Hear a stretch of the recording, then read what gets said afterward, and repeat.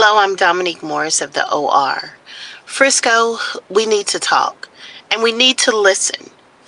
The sentencing of 19-year-old Carmelo Anthony to 35 years in prison for the tragic fatal stabbing of 17-year-old Austin Metcalf at a 2025 track meet has left our community fractured, defensive, and deeply hurting.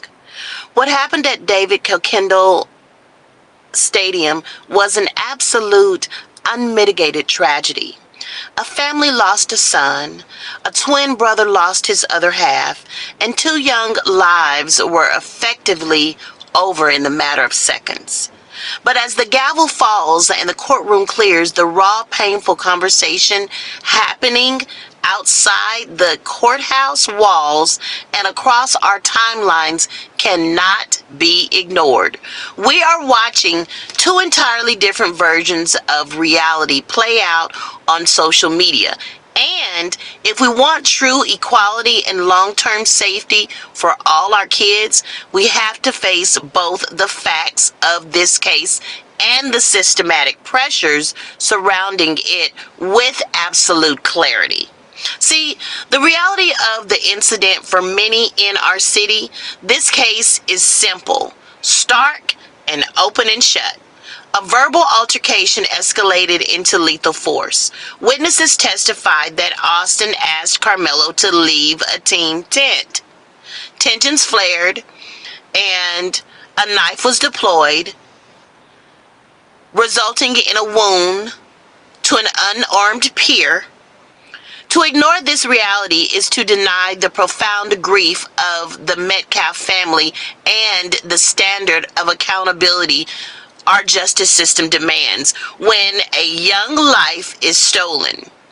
Accountability is a cornerstone of justice. The systematic context we cannot ignore. At the exact same time, a massive part of our community is experiencing a different, deeply rooted pain, one tied to history, equity, and trust. We cannot talk about equality in Frisco without looking honestly at the process during jury selection. See, the prosecution struck the only three remaining black potential jurors from the pool. While the state provides the legal race neutral explanation that these individuals were educators, it resulted in a young black defendant being judged by a jury with zero black representation. Make that make sense. When the mechanics of our legal system consistently result in a lack of representation, it erodes the public's trust.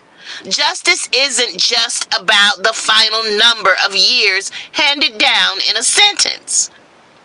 It is about whether the community believes the path taken to get there was entirely fair. It wasn't fair how this young man was treated. And unclouded by implicit bias, everyone deserves truth, honesty, equality, and a fair trial. Moving past the online poison, what is making this moment inherently more dangerous for our city is the absolute vitriol flooding of our feeds. We've seen toxic, weaponized misfortunes from national digital agitators, falsified documents, and literal death threats aimed at grieving families. On the other side, we have seen rhetoric that completely flattens the nuanced tragedy into a simplified, racially charged battleground. This behavior doesn't heal our city. It tears the fabric of it apart. See, the pressure on Frisco is growing and diversifying at a breakneck pace. This trial has shown us that our social cohesion is fragile. True equality means holding individuals accountable for actions while fiercely demanding that the systems doing the holding are transparent.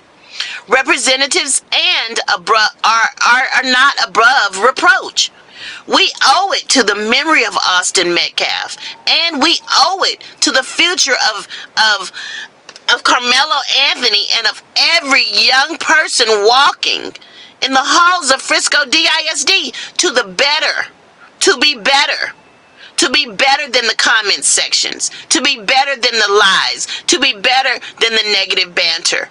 We must be a city that can hold both profound grief for a victim and a rigorous, uncompromising demand for systematic equity at the exact same time.